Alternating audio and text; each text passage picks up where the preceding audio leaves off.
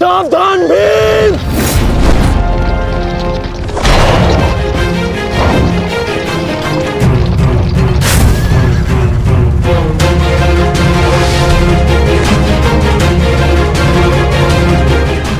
अश्वत्थामा, अश्वत्थामा, तुम ठीक हो?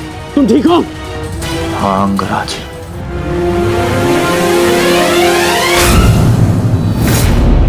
ये तो भीम पुत्र सुतसोम है। भीम कहाँ है? वो वही है जहां उन्हें होना चाहिए।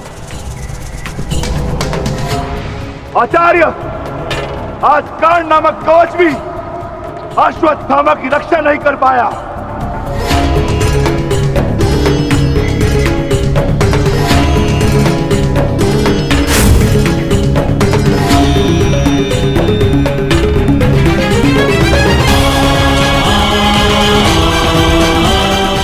ये पांडवों की योजना है, मुझे आचार्य द्रोण से दूर रखने के लिए। अंगराज, आप कहना क्या चाहते हैं? क्या कहना चाहते हैं अंगराज?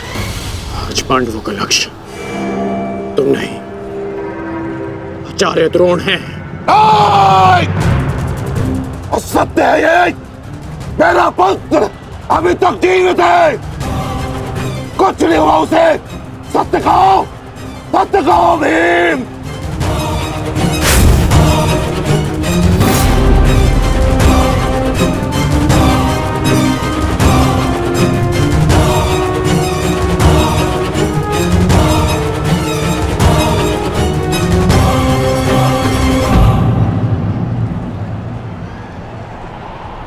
धर्मराज, मैं तुमसे सुनना चाहता हूं, ये सत्य क्या है? कह दो कि मेरा पुत्र जीवित है। तुम्हारा उपयोग केवल मेरा ध्यान भटकाने के लिए था। मुझे इस बात का आभास क्यों नहीं हुआ? आचार्य द्रोण के प्राण संकट में है। चलो अश्वत्थामा, चलो। सत्य कह दो कि आज भी मेरा पुत्र जीवित है, कुछ नहीं हुआ उसे, कोई उसका वध नहीं कर सकता। कहता एक बार। युद्ध भूमि में तुम्हारा विकोदर भीम के साथ रहना अनिवार्य है युधिष्ठिर, क्योंकि आचार्य द्रोण जानते हैं कि विकोदर भीम असत्य बोल सकते हैं,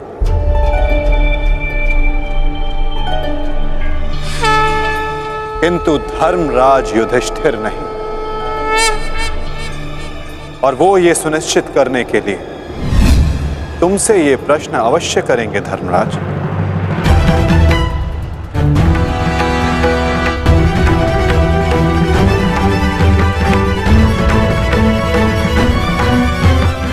आप मेरे शत्रु हैं आचार्य, कौरवों के सेनापति। ये आवश्यक नहीं कि मैं आपके हर प्रश्न का उत्तर दूं। शीघ्र करो सत्यसेन। प्रश्न का उत्तर तुम्हें देना होगा धर्मराज। भले मैं कौरवों का सेनापति हूं, परंतु ये मत बोलो कि मैं तुम्हारा गुरु भी हूं। इसलिए सत्य तुम्हें कहना होगा, बताना होगा मुझे। मेरा पुत्र जीवित है और यही सत्य है, मुझे पता है। बता दीजिए आचार्य द्रोण को सत्य क्या है? अधर्म को उसके घर में पराजित करने के लिए अधर्म की चौखट पार करनी ही पड़ती है युधिष्ठिर। ये सत्य है आचार्य द्रोण कि भीम ने अश्वत्थामा का वध कर दिया।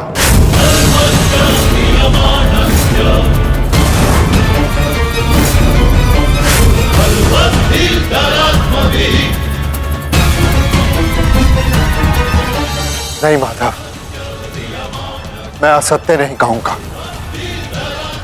तुम्हें असत्य नहीं कहना है युधिष्ठिर। विकोदर भीम अश्वत्थामा नामक हाथी का वध करेंगे।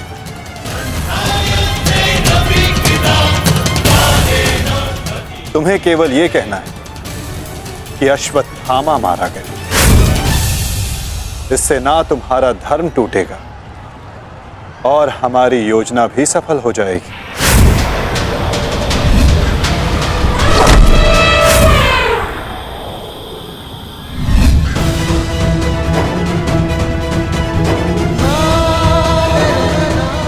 पुनः एक बार कह दो धर्मराज कि ये सत्य है।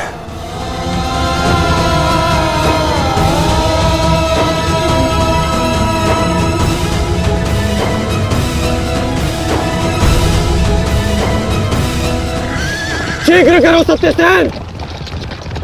आपने बिल्कुल सही सुना आचार्य द्रोण।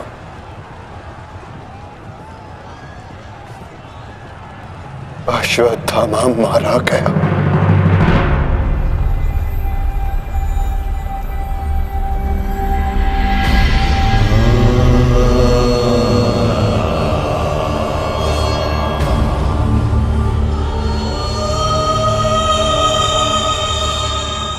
परंतु वो एक मनुष्य नहीं, एक हाथी था।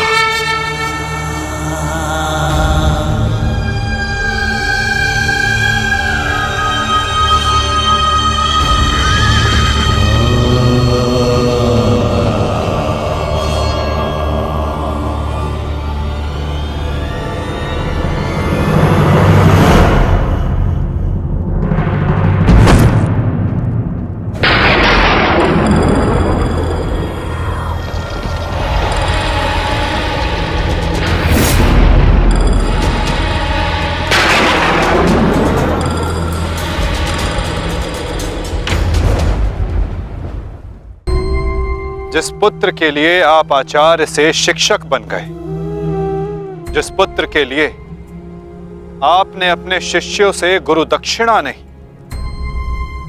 मूल्य मांगा,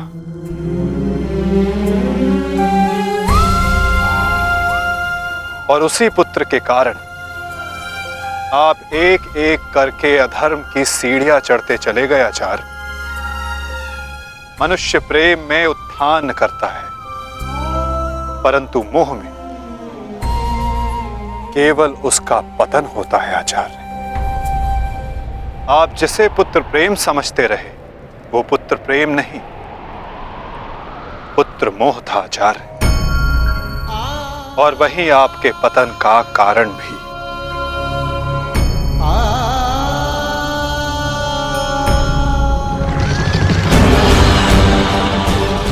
शीघ्र करो सत्यसेन।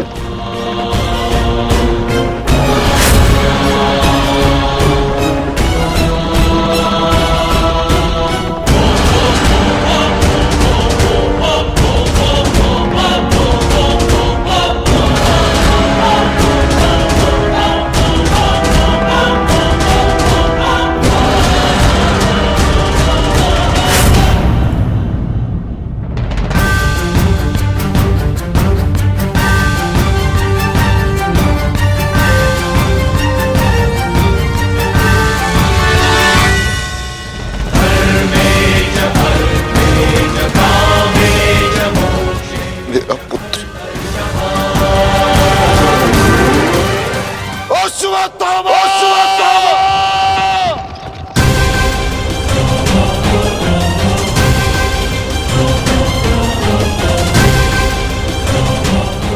आपके साथ छल हुआ है आचार्य।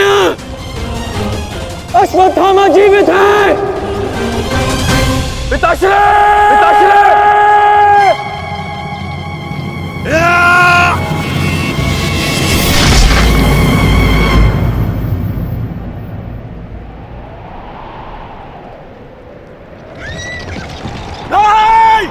आचार्य!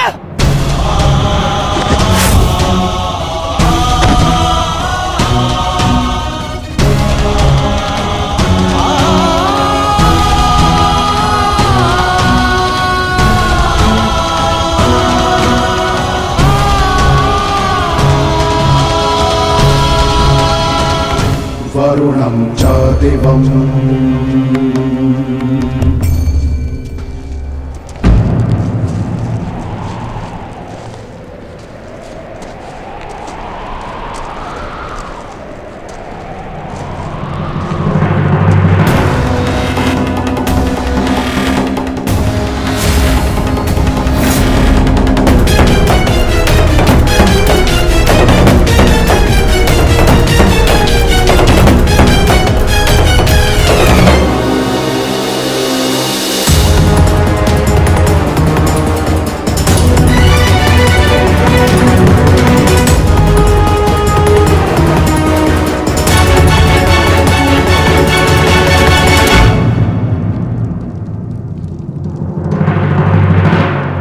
लोभी, कुटिल, छलिया, कपटी, महाविनाशी, ये सारी उपाधि इस दुर्योधन की थी। परंतु आज युधिष्ठिर तुमने मुझसे ये सारी उपाधियां छीन ली और अपनी बना ली। आज तुम इन सारी उपाधियों के सम्राट बन गए।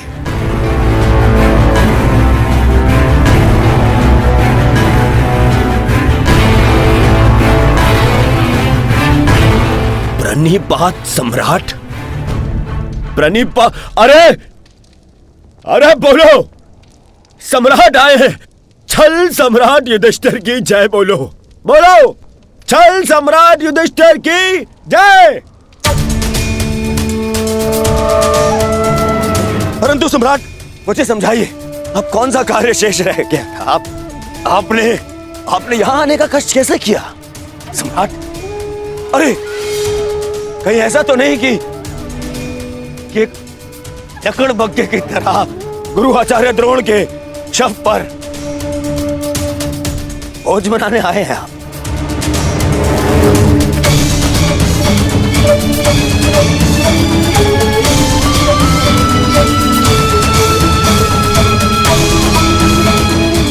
भोज मनाने आए?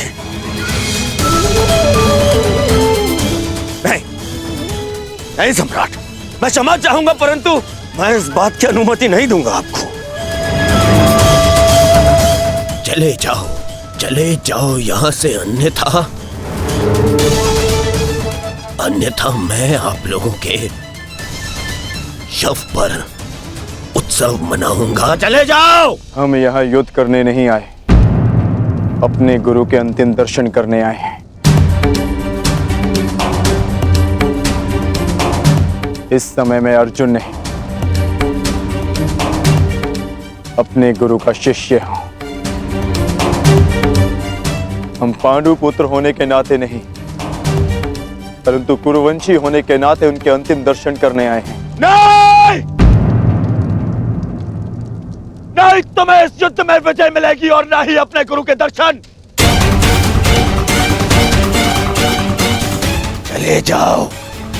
चले जाओ यहां से, अन्यथा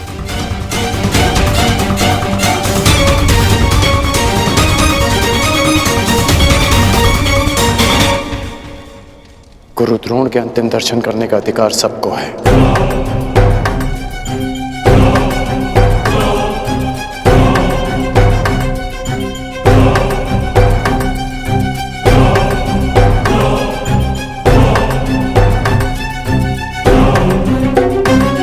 बहुत बड़ी गुरु दक्षिणा दी आपने अपने गुरु को, छल से मृत्यु दी तुमने अपने गुरु को। उन्होंने अनेकों दिव्यास्त्र सिखाए तुम सबको, परंतु विश्वासघात नामक अस्त्र का कोई उत्तर नहीं था उनके पास।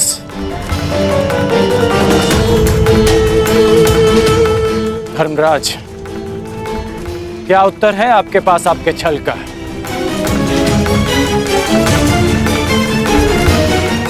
बताइए। मेरा चयन बिल्कुल ठीक था, दुर्योधन तुमसे बेहतर राजा होगा।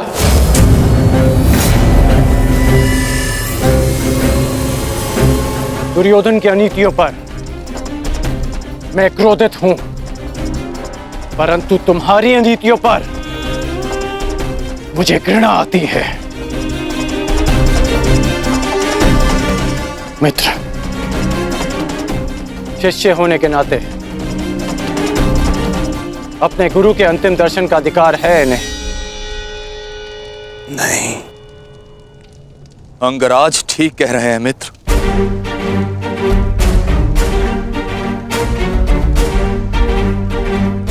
इन्हें अधिकार है। मेरे पिता ने जितना प्रेम अपने पुत्र को दिया, उतना किंचित अधिक इन पांडु पुत्रों को दिया।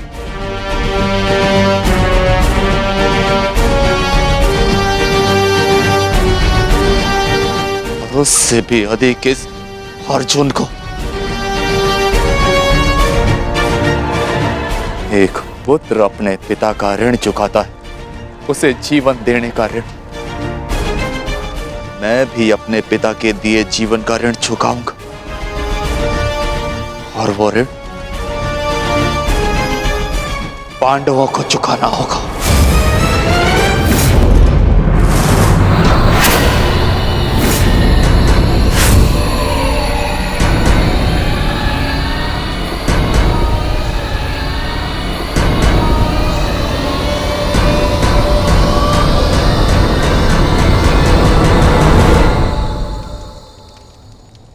पापियों और दैत्यों की भांति तुम लोगों ने विद्या पर लांछन लगाया है।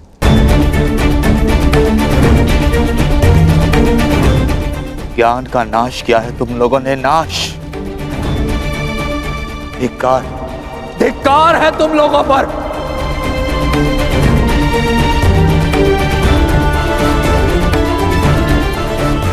पांडव पुत्रों, जब तक मैं तुम्हारी मृत्यु अपनी आंखों से ना देख लूं, मुझे मृत्यु प्राप्त नहीं होगी। तुम्हारे वंश के साथ मृत्यु की होली खेलूंगा मैं। जिन बच्चों ने आज मुझे रोका, मैं उनकी सांसें रोक दूंगा।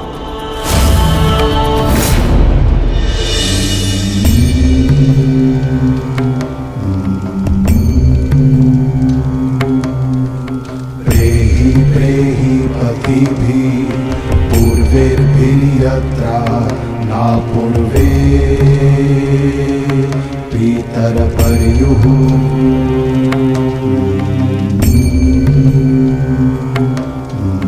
भूभराजना स्वधया मदन्तायमं पश्यासि वरुणं च दिवम्।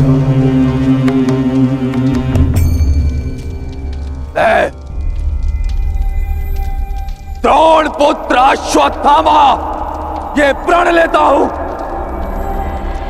कि तुम्हारे संपूर्ण वंश को नष्ट कर दूंगा, नष्ट कर दूंगा, नष्ट कर दूंगा, नष्ट कर दूंगा, नष्ट कर दूंगा, नष्ट कर दूंगा।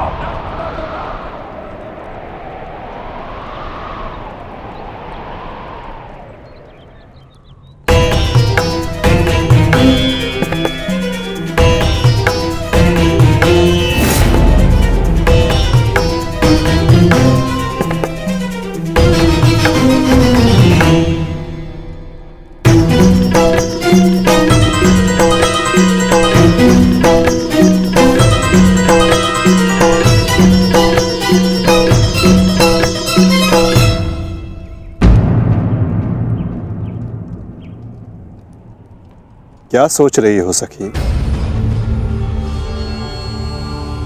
असंख्य चिताएं, असंख्य अग्नि जलकर भस्म हुआ मेरा मान, मेरा सम्मान, मेरा अभिमान, मेरे सभी संबंध, ये सब लाभ भी तो हानि को ही मिले।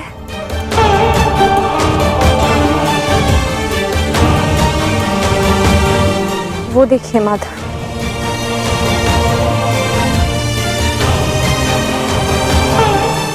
भ्राता धृष्टद्युम्न के जीवन का गणित संपूर्ण हुआ।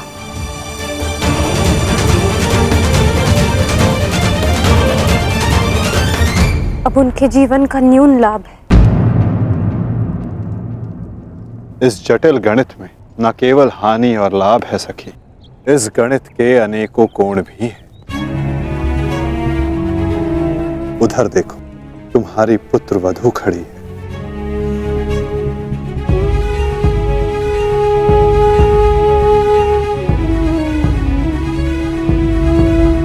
जो वस्त्र हरण तुम्हारे साथ हुआ, वो अन्य किसी स्त्री के साथ ना हो, उसकी लज्जा का रक्षण हो सके, ये लाभ। संसार में शोषण करने वालों को पर्याप्त दंड मिल सके सखी, ये लाभ। आने वाली पीढ़ियों को ज्ञात रहे कि स्त्री का मान भंग करना उसका शोषण करना मानव हत्या से भी अधिक दंडनीय अपराध है। ये लाभ और ऐसे लाभ के लिए बलिदान अनिवार्य है सखी, और ऐसे बलिदान देने की क्षमता सब में नहीं होती सखी।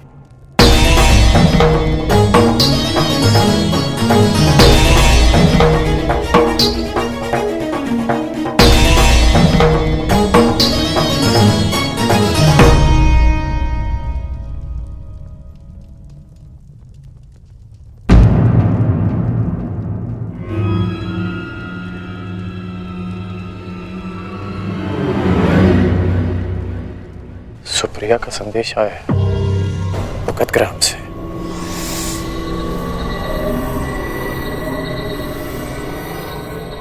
वो मृत्यु शैया पर है।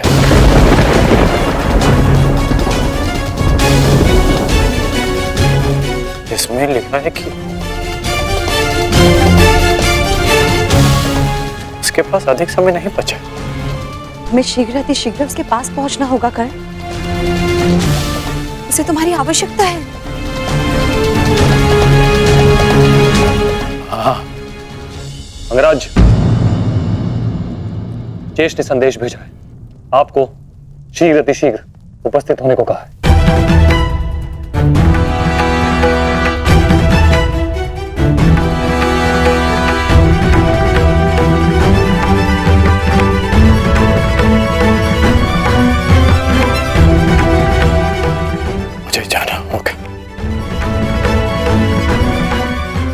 दुर्योधन के पास जाना होगा।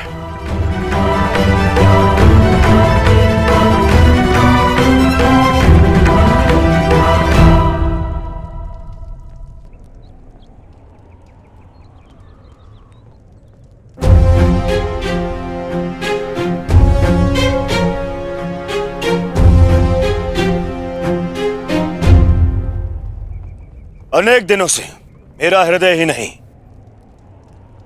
मेरा मन भी जो चाहता था, आज वो पूर्ण होने जा रहा है। दुर्योधन की पताका और हस्तिनापुर का ध्वज दोनों ही अब बलशाली होने जा रहे हैं। इस पताका की तीक्ष्णता और भी तीव्र होगी, क्योंकि इस पताका का नेतृत्व करेगा मेरा मित्र अंगराज कर्ण।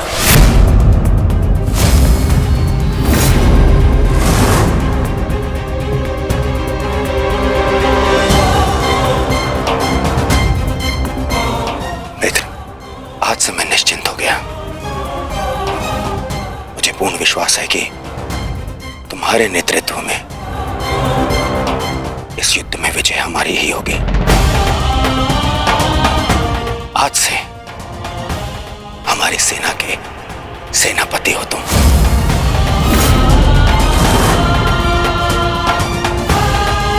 दुर्योधन, किसी दासी स्त्री के लिए पति चुन रहे हो या अपनी सेना का नायक चुन रहे हो? एक नीची जाति के व्यक्ति को तुम हमारे सर पे थोप नहीं सकते। किसी सारथी का पुत्र तुम्हारे उपकारों के बीच पे बना राजा मैं नहीं मानता कि ये सेनापति बन सकता है, क्योंकि पलतरन पैरों में शोभा देते हैं, ना कि मस्तक पर। मेरे होने वाले सम्राट, और हाँ अंगराज कर्ण, देखो तुम दोनों बुरा मत मानना। प्रश्न केवल ये नहीं है कि अंगराज शूद्र है या क्षत्रिय। प्रश्न तो ये है कि सेनापति पद किसे मिलना चाहिए। सेनापति पद के लिए आवश्यक क्या होता है? बुद्धि और शक्ति। और अंगराज, आपके बुद्धि पर किसी को कतई संदेह नहीं ना, परंतु संदेह है तो केवल और केवल आपकी शक्ति पर। अंगराज अभेद थे, अब नहीं है। कवच और कुंडल भी था इनके पास, अनेकों अस्त्र थे जो अब नहीं है, जो अब अंगराज खो चुके हैं। और हाँ, खास बात तो यह है, अर्जुन के लिए जो अस्त्र था वो भी आप खो चुके हैं।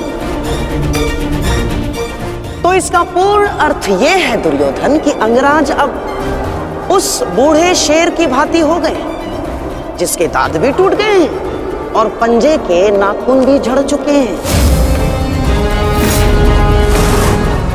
और ऐसे शेर के साथ चूहे भी व्यंग करते हैं। अब महाराज शल्य को देखो, इनकी शक्ति और भव्य सेना की सहायता से हम विजय प्राप्त कर सकते हैं।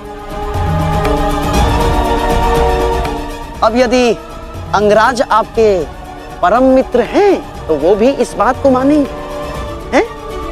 क्यों अंगराज? अमरश्री, मुझे कर्ण की मित्रता पर कोई संदेह नहीं है। जिसने अपना सबसे महत्वपूर्ण शस्त्र मेरी सुरक्षा के लिए उपयोग कर लिया, और ना ही उसके शौर्य पर। संदेह तो मुझे शैल्य पर है, क्योंकि कायरों के भांति रण छोड़कर भागना सबसे पहले इन्हें आता है। एक नहीं, दो बार अवसर मिला इन्हें, पर इन्होंने क्या किया? रण छोड़कर भाग गए, एक ऐसे चूहे की तरह जो केवल शेर की दहाड़ सुनकर ही भाग जाता है, भाग जाता है। इस चूहे को मैं ना तो अपनी सेना का सेनापति बनाऊं और ना ही अपने दासियों का पति। मूर्ख हो मूर्ख, तुम दोनों मूर्ख हो। एक मूर्खों का सम्राट और एक मूर्खों का सेनापति। तुम दोनों मूर्खों को लगता है पांडवों पे विजय पाओगे? बस मद्रराज,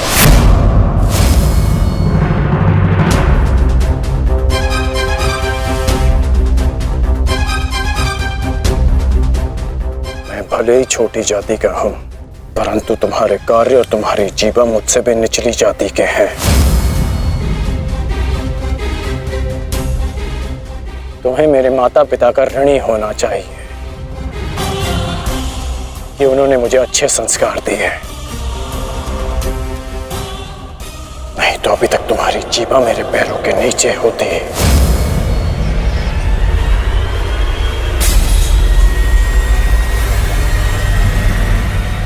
अब एक और शब्द अपनी जीभा से निकाला